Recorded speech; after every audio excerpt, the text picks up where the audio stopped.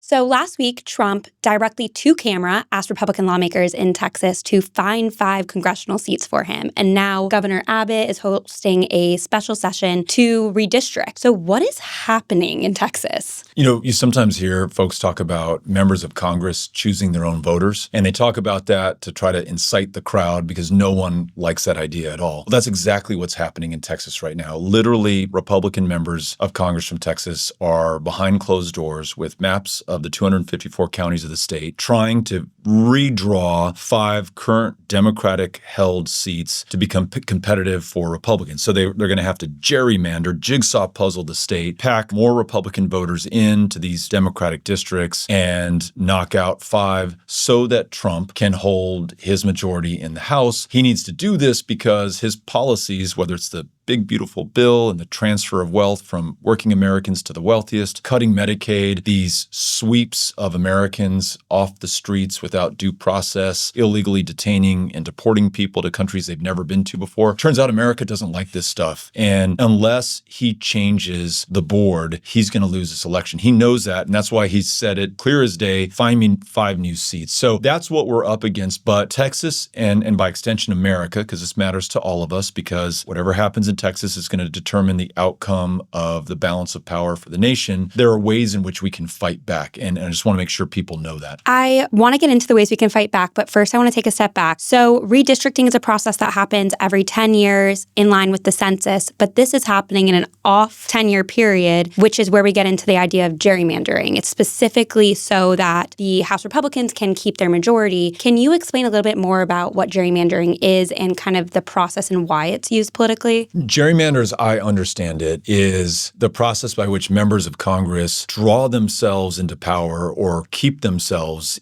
into power by drawing a congressional district that makes no sense to you or me or any other rational human being. So, for example, you've heard of Austin, Texas. You've heard of Houston, Texas. Those 2 cities are very, very far apart.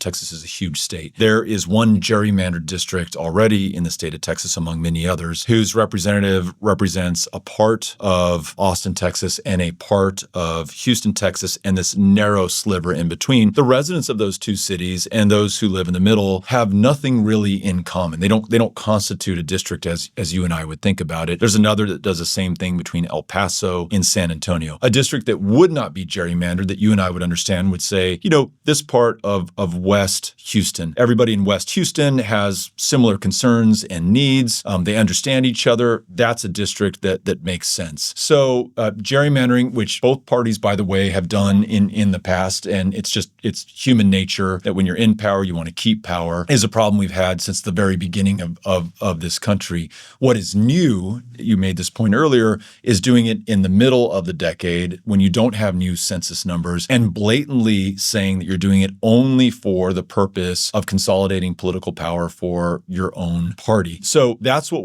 we're seeing right now, and those are the challenges we face. But I want to make sure that people understand there is a way that we can fight back. So one more question, and then we'll get into exactly how we can fight back. I want to talk about. I know, and that's what I want to hear, and I know that's what everyone wants to hear. But to me, it feels really crystal clear what's happening right now is that Republicans are cheating. They know they can't win without cheating, and so they're going to cheat, and they're not hiding it. But what I feel we're kind of falling behind on as a party is talking about what the implications of this cheating has done. So in states like Texas, we've seen a lot lately that the electorate has kind of been held accountable by the rest of America for their electoral outcomes, for actions of the Trump administration, for having voted red. But we are lacking conversation around how things like gerrymandering, voter suppression has kept the South red for a really long time and has made it really, really hard to have different voter outcomes in the South. Can you just talk a little bit about, we've been seeing it with the floods and just kind of this outpour on social media of the sort of like FAFO concept is how voter suppression tactics like gerrymandering has really played a significant role in Texas staying red. Yeah. So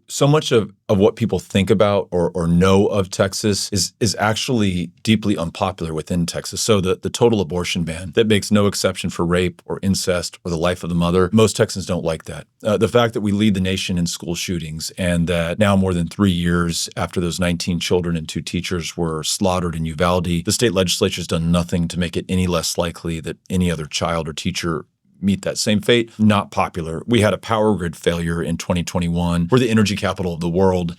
700 people lost their lives. deeply unpopular. The fact that the legislature had been petitioned for early warning systems in the Hill Country in Kerr County so that when you have a natural disaster like the floods on the 4th of July, people are warned and can get out on time, deeply unpopular the way that the state has handled that. So then you ask, well, then how in the world do these people keep getting reelected? And it is these gerrymanders and other forms of voter suppression and voter intimidation. You said it better than I did. Cheating is how these folks stay in power. And so I want people who are watching this to understand that you might care less whether Democrats or Republicans have advantage in the House. You're not into politics. What you do care about is the fact that a woman in Texas cannot make her own decisions about her own body, her own future, or her own health care, that kids go into the classroom wondering whether someone's going to walk in with an AR-15 and shoot them in the head and kill them dead on that very day. People care about these things, and we've got to connect that to the cheating that's going on that keeps these incompetent, corrupt people in positions of power and public trust. So stopping this gerrymander right now could not be more important, even if you don't care about the Democratic Party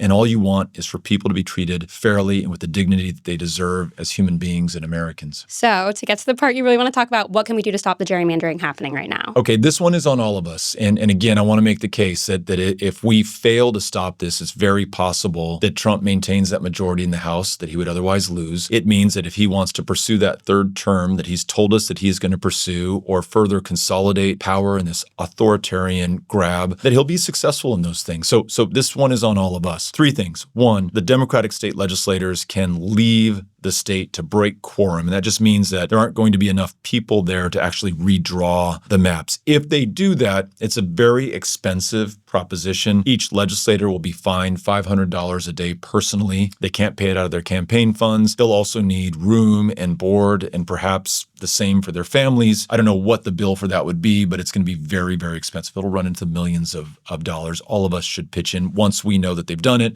and there's a place for us to donate. Two, states where Democrats hold control, like California, they have to do the very same thing. We may not like it, but unless we do it, we're not going to be able to stop this or gain power or change this system so that never again can members of Congress or governors or presidents choose their own voters the way that it's being done right now. Governor Gavin Newsom in California has talked about doing this. I think that's encouraging. And the third thing is if we fail on 1 and 2, we've got to be ready to fight and contest in these newly drawn districts. And we have to be willing to fight and contest on the old Republican districts that will be a little bit more competitive now because they have lost Republican voters in order to pack them into these newly gerrymandered districts. It's kind of confusing to explain all of that, but what it means is that we actually might have more competitive seats in Texas. So right now, if you're interested, we've got an outfit called Powered by People. It's poweredxpeople.org. You can sign up and volunteer with us, and we register voters. We stay in touch with those newly registered voters, and by staying in touch personally, not through mass text or email blasts, we're able to help those new voters navigate this voter suppression and voter intimidation and actually cast a ballot so that they can help decide the outcome in a positive way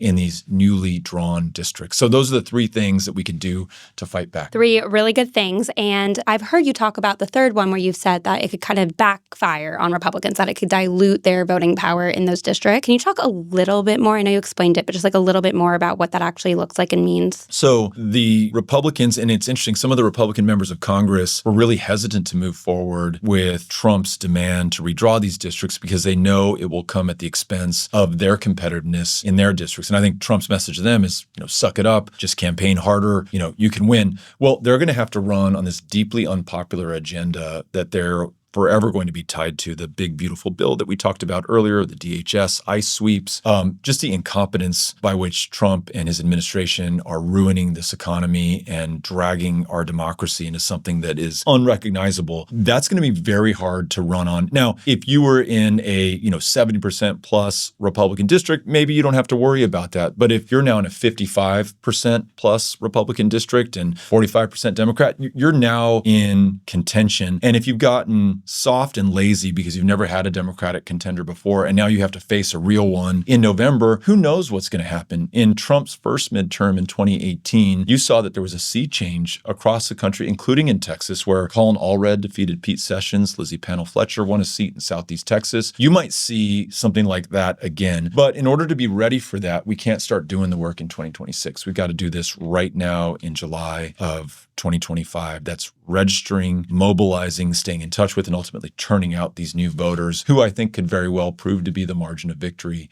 in these elections. Awesome. And here's my last question for you. Yeah. Is most of my viewers are that 18 to 20, 25-year-old range who they are just entering the voting space under this very chaotic administration and don't really know what's the point. They feel like they're getting hit all the time. Can they actually make a difference? What can they do? I know you gave 3 sort of tactical ways to fight back, but just sort of looking at democracy as a whole right now, what's your message to the young voters? This is a message from myself. And so I just want everyone to know I take my own advice. You've got to come back to action all the time. Because all of us are, tempted to despair given what's going on in this country. And not just from Republicans. Sometimes it's from Democrats, too. We're like, hey, why aren't you guys fighting back? Or this stuff doesn't work. I voted, I registered, I did all these things you asked me to do. I donated to this candidate and it didn't work out. What's happening? And if you get lost in that, whether you're doing it online or talking to friends or just keeping you up late at night, it can really drive you down. But conversely, if you get out there and take action, you knock on doors to meet a voter, you post up on a college campus at UT, for example, and you meet eligible, unregistered, likely Democrats, have conversations with them, get them registered to vote, stay in touch with them.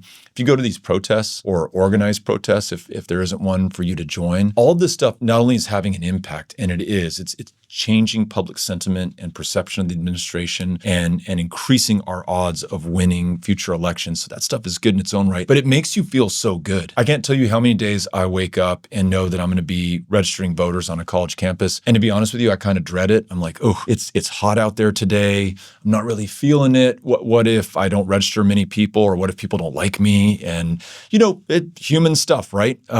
Inevitably, at the end of one of those days of registering people to vote, even if I've only registered 5 or 6 people the entire day, I feel so much better because I'm no longer watching from the sidelines or hoping and praying or succumbing to that temptation to despair. I'm in the fight. And action just, to me, feels so good. It's the antidote to despair, and it's the key to victory. Thank you for inspiring us all to take some action. Thank you.